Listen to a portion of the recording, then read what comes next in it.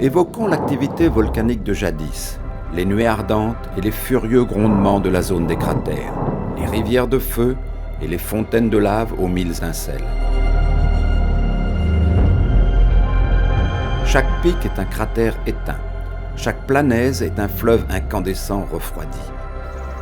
Le pays vert, le pays aux eaux vives, est né de l'ardeur du plus grand des cratères en feu qu'a connu le ciel de France.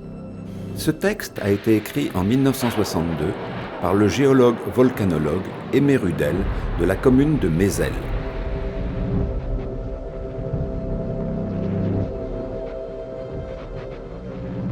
L'Auvergne offre une grande diversité géologique issue d'une histoire longue et complexe. Ses paysages actuels, si souvent bucoliques et vantés pour leur calme et leur sérénité, cachent en réalité un passé tourmenté. Essayons de remonter un peu le temps, de quelques millions d'années en arrière.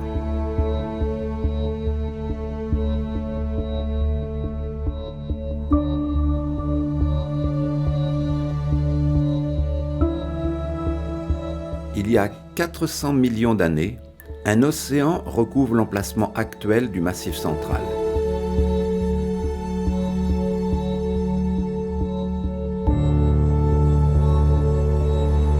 Le plancher océanique s'enfonce alors sous la plaque européenne.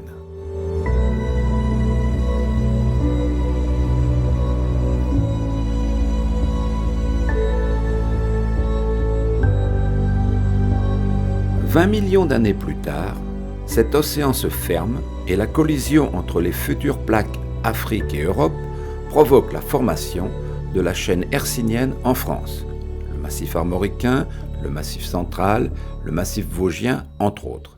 Ces massifs seront ensuite complètement érodés.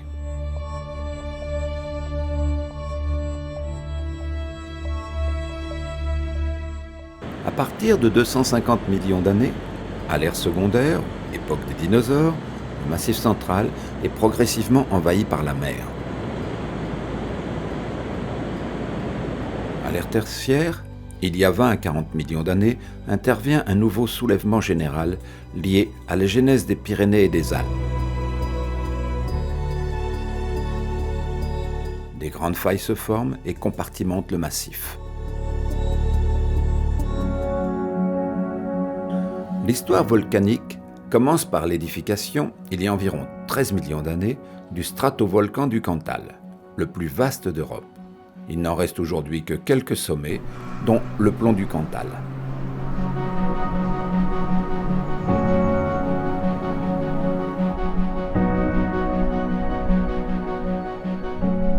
Il s'est édifié par étapes, pour l'essentiel entre 13 et 2 millions d'années, sur le substratum granitique et métamorphique du Massif central.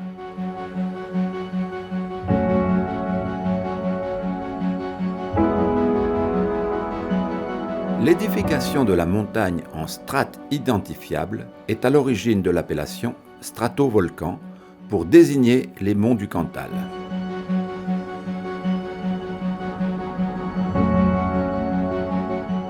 Les dômes, édifiés lors de l'activité paroxysmique du volcan, entre moins 8,5 et moins 7 millions d'années, étaient constitués d'une lave visqueuse, ayant du mal à s'écouler et générant de fortes pentes, s'élevant jusqu'à au moins 3000 mètres d'altitude.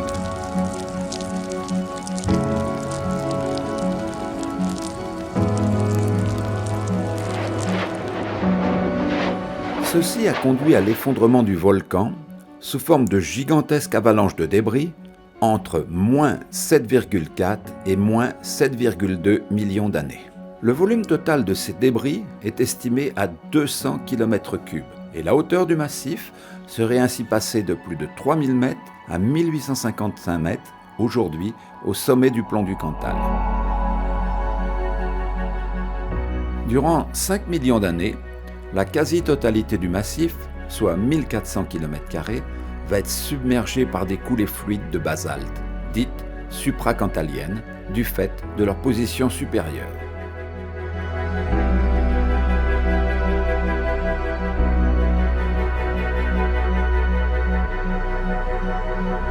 À la fin de la dernière phase basaltique, les glaciers ont remodelé l'édifice volcanique en façonnant un réseau hydrographique dont la forme radiale actuelle naît au cœur de l'édifice. Cette érosion a été particulièrement active au cours des épisodes glaciaires du Quaternaire, lorsque le centre du volcan du Cantal était largement recouvert par une épaisse calotte glaciaire.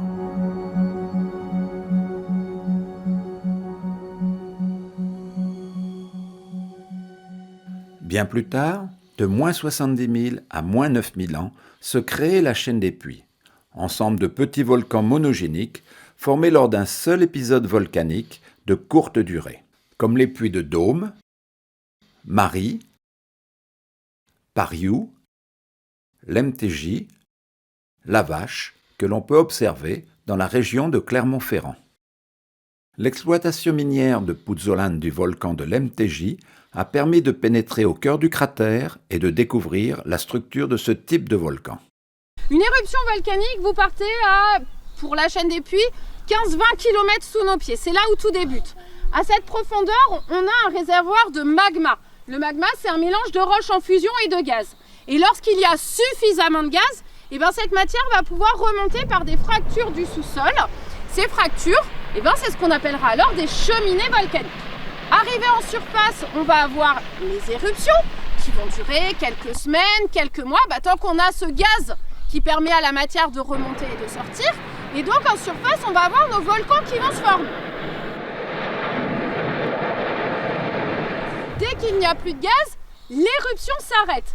Nous sommes en train de dégager ici 2 bouchons de cheminée distincts. 2 remontées de magma, ça fait 2 éruptions et donc 2 volcans différents qui se mettent en place.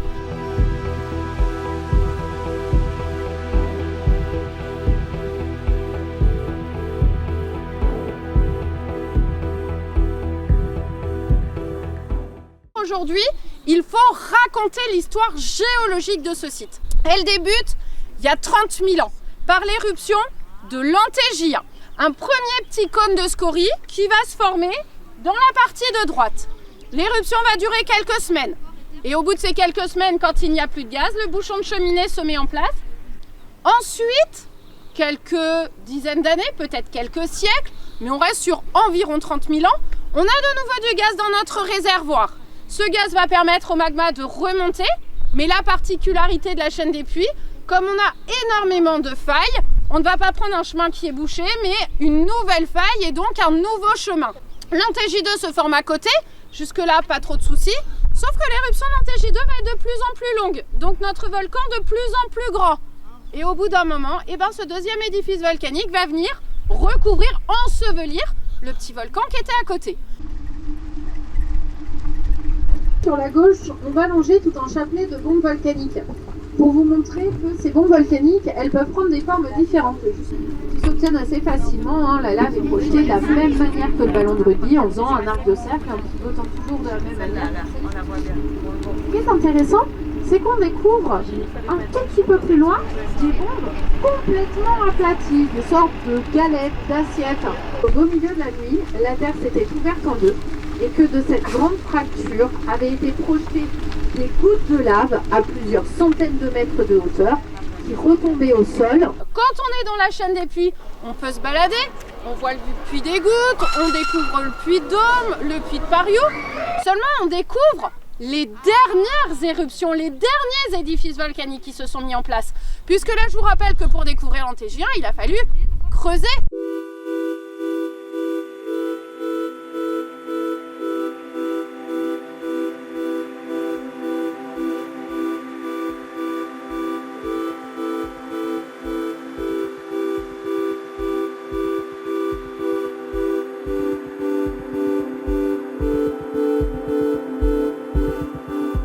Finalement, les volcans du Massif central sont-ils éteints? Pour les volcans de la chaîne des puits, assurément, puisque ce sont des volcans monogéniques. Mais rien ne dit également que d'autres volcans ne peuvent surgir à proximité, avec des éruptions brutales et des effets dévastateurs. L'étude des gradients thermiques de la croûte terrestre indique que le Massif central se trouve sur une zone d'anomalie de température élevée. Cela signifie que le volcanisme peut se réactiver dans la région de Clermont-Ferrand ou ailleurs, mais on ne sait pas anticiper ni quand ni comment.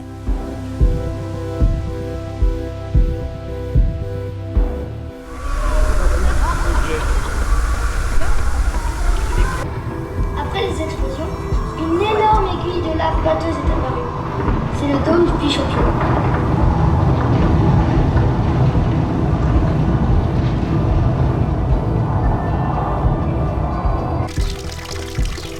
La création d'un volcan n'est pas prévisible, car l'échelle des temps géologiques n'est pas compatible avec l'échelle des temps humains.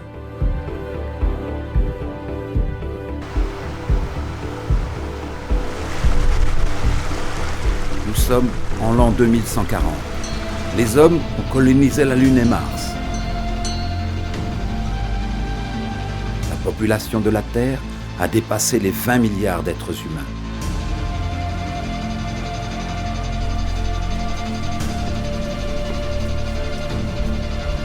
Cependant, les habitants du Massif central ont peur. La terre tremble sous leurs pieds et crache des nuages de cendres.